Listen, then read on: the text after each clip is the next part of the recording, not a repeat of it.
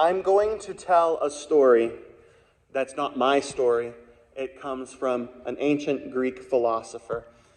I don't want you to think that this is me just saying, oh, I studied Greek philosophy for fun, because I literally only found this story because I was hyperfixating on a movie that had similar themes. But the story that I found in college is called Plato's Allegory of the Cave. And it's absolutely fascinating. And I wish more people kind of knew the story, because it's so interesting with what it represents. It starts with this really simple idea, right? That there's a group of people and they're chained up in a cave to a wall. Now behind them, they have people going by with puppets on sticks, and there's light, and so the people are seeing shadows. So they'll pass by and be like, oh, this is a cow, this is a cat, that's a tree, all of these things. Now, the people have been there for quite some time, and that is their reality, period. They know nothing outside of the cave. They know nothing of the real world. All they know are the shapes and images they see displayed before them. However, Plato asks the question, what if somebody got out? What if they left? Well, naturally, what would happen, as Plato says, is the moment he goes outside, he's instantaneously blinded. They're in the real world now. But because they're in the real world and their eyes haven't adjusted to the light, they're in pain, they're blinded. Because let's face it, this is a beautiful metaphor, because sometimes being in the real world is painful. And I think most of us are familiar with that. I can remember times in school where we had just finished watching something and the teacher turned the lights off, and then the lights come on, and it's like they just threw a flashbang at us and blinded us all. Or my favorite is when I'm all excited because I'm walking out of the movie theater, especially a matinee, because one, they're cheaper, and two, it's the middle of the day and I still have other stuff to do. I'm talking about this movie and I'm having fun, and I get outside, I open the doors, and suddenly, bam, I can't see anything. The light is so bright, my pupils move around and adjust to the light, but it's not fun. It's painful. And I think we've all done that. And I think that goes to the true secret and the true power of what light is. What light does is it's supposed to come and it shines upon dark places. It's so that you can see where you're going, right? And that makes sense to us, because how many of us have stubbed a toe in the middle of the night on a coffee table? How many of us have had to carry a child to bed, navigating a landmine of Legos and loud toys? And we think to ourselves, if only we could see the light, we would be able to find our way. Except that our eyes are already adjusted to the darkness. And if that light were to go on, it would be uncomfortable. Especially if you're carrying a child, because then you have to get them back asleep. And you're looking at another hour easy. The fact of the matter remains that when you're accustomed to darkness, light takes some time to get used to. So, needless to say, the imagery and the use of light in our chapter in Isaiah is absolutely fascinating to me. This is all the good stuff of light, right? And we know from the reading, this is pointing to the city Jerusalem. Now that's very important. That's a very important thing, because the historical context of this is that the people are leaving Babylon and returning home. Another translation just says, "Arise, shine, for your light has come, and the glory of the Lord has risen upon you." God bringing the light of the world to the people, and specifically in this passage, Jerusalem. Now this is important because, as I said, you have people exiting the exile and going back. And so the author is saying, guys, you can't just endure. It's not just about survival. It's not just about you reestablishing yourselves and all of that. It's not about that at all. No, because what he is saying ever so subtly is that you have a job to do. The fact of the matter is that for the people coming out of the exile, they would have been in darkness at that time. And as they return back to the great city of Jerusalem, what is it that they see? The temple destroyed, pagan practices everywhere, people ignoring God. Naturally, this is a heartbreaking time for them. And so the author is saying, endure, but not just endure. Rebuild stronger, so that you may also be the light. It's beautiful when you look at what this light does. It is the light to all nations. And that right there is fascinating. Lift up your eyes and look around. They all gather together. They come to you. Your sons come from far away, and your daughters shall be carried on nurses' arms. Who is the light for? It's not just for the people of Jerusalem. It's not just for the Jewish people hearing this message. This is a light for all people. And it makes sense. It makes sense on a scientific level, because we understand that in order to see things clearly, you need to have light. When you're a child and you lay in bed and you think you see things in your bedroom, and your parents assure you, no, it's not anything under your bed other than the clothes that you stuffed there because you didn't want to open the drawer and put them away. But see, what happens in the dark is you don't see things clearly. And so your mind tries to fill in the gaps. And it fills in the gaps with whatever it sees. But whatever it is that you think you're seeing, you're not actually seeing it. Because that's not the way the world works. That's not true, actual reality. It is a lie perpetrated to us by the darkness. So you need light. And so if you get your flashlight, if you turn on the light, you're going to see it's just a pile of clothes underneath the bed. Light cannot be understated for its importance. And so when we read in this passage that Jerusalem is to be a light to all peoples, to all nations, we should take this to heart. Don't just keep going to keep going. Keep going so that you can shine that light on other people who are living in darkness. On the people who don't know, who haven't seen, who haven't heard. Don't just sit back and say, I'm good here. We can do enough to just skirt on by. It's not about just doing enough to skirt on by. It's about being that city on a hill. What was the promise we made all those years ago in Sunday school when we're singing the same song? And we're about this little light of mine.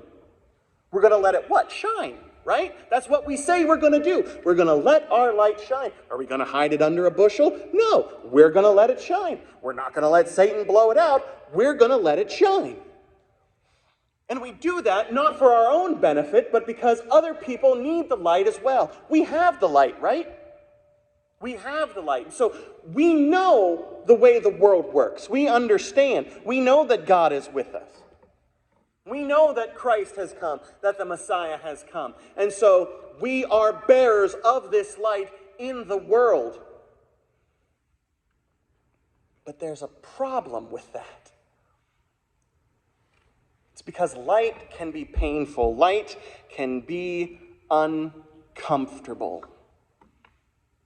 The story we read in Isaiah, that passage, perfectly sums up Epiphany.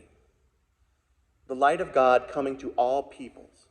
The light of God showing people the way. Emmanuel, God with us. And yet, as we know things are drawn to the light, as we have seen insects drawn to the light, as we have seen people drawn to the light, we understand that is problematic. Our story in Matthew stars the wise men, of which we say and assume there are three because that's what the awesome song says. 3 wise men. That's what we know, right? The fact of the matter is, and I'm not going to quibble over this, it's just an interesting historical footnote. We don't know how many people were there. We just know that they were magi. They were people from the east. We know that they were astrologers. which was interesting because when we think of astrologers today, we think of someone writing little horoscopes for the newspaper, or we think of Miss Cleo from back in the day, doing her readings or whatever. That's what we assume astrology is all about. And maybe there was a bit of that, but what's really fascinating is you have to think about it practically. Because the wise men see a star, and they go to the star. We don't know how far they traveled, but we know they didn't have any GPS. We know they didn't have any nice, smooth car rides with suspension or four-wheel drive or anything. We know that they had to go through a place where there could be wild animals, where they could be bandits, and they were wise men. They were kings, we say, right? So they're naturally having gold. They could very easily be robbed by bandits or anything. It's a hard journey. It's an uncomfortable journey for them, and yet they still go. They still go because they have seen the light and they realize that they are being drawn to it. These Zoroastrian priests, if you will, because that's most likely what they were. They see this sign has come, and what is it the first thing they say to Herod? Did you notice it? It's very important to point this out because they come to Herod the king because they're looking for the child who was born king of the Jews. Now, they know enough to know that the star signifies something important. Because again, these were people traveling their own way. And if you're traveling by starlight, which many people did, a new star just suddenly showing up is going to throw off navigation.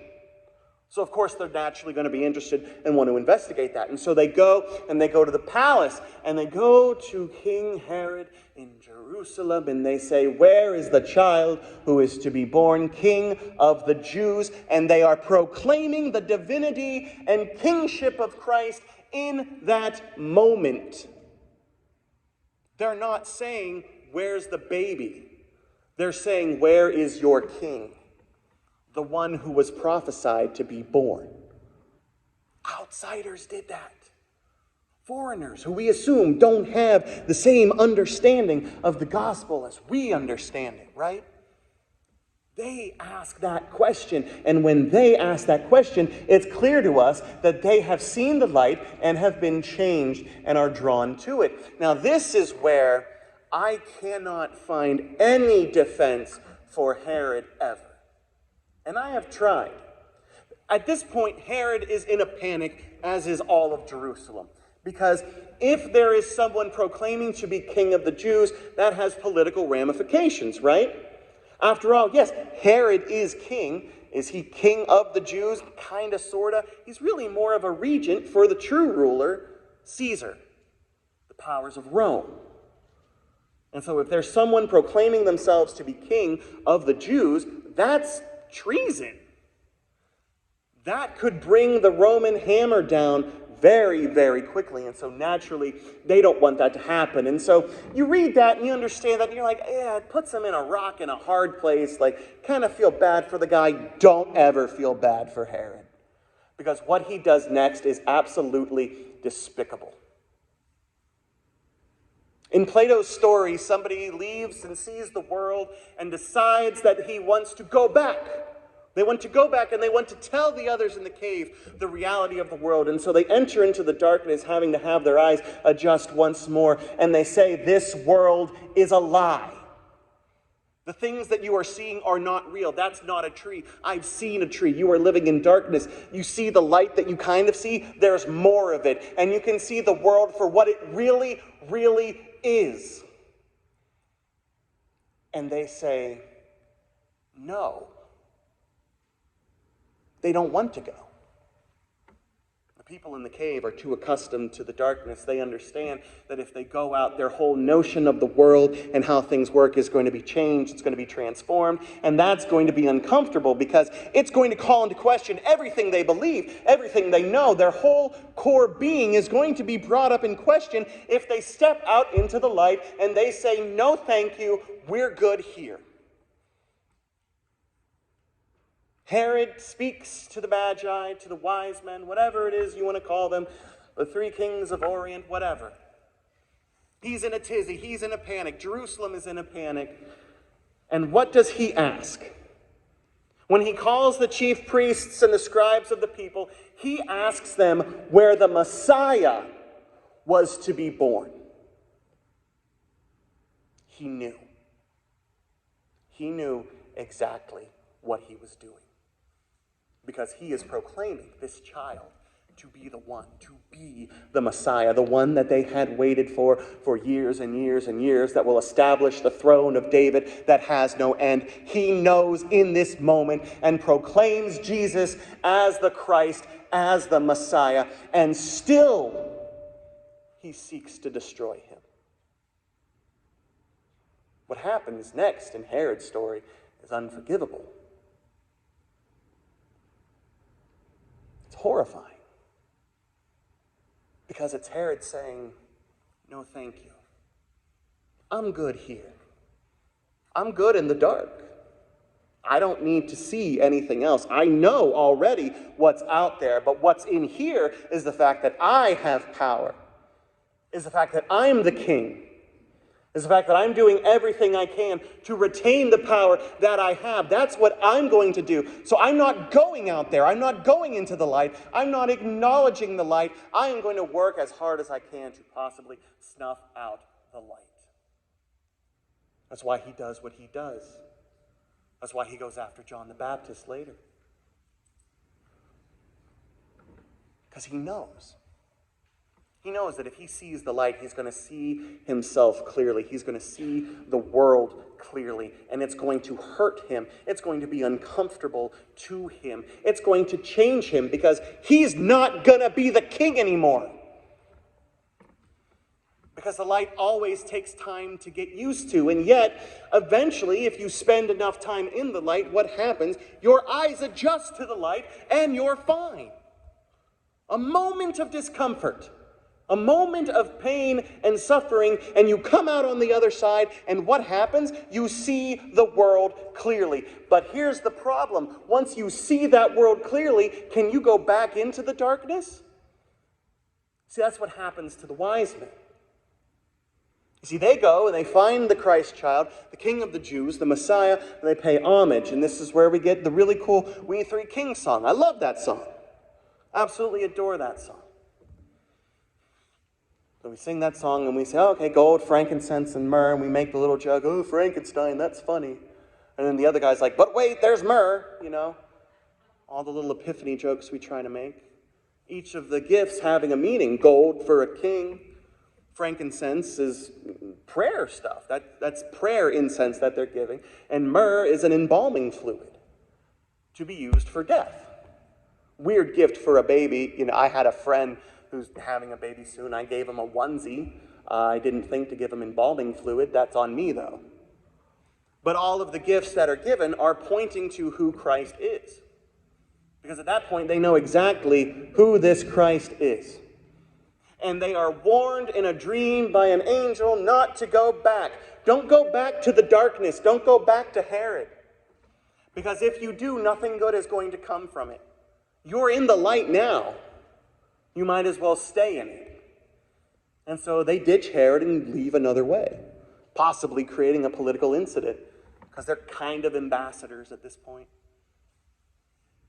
But they can't go back to what they have seen. Now, surely they could go and they could try. They could try to say, hey, this is an important thing. But Herod already knows, and Herod is going to choose to be in the light.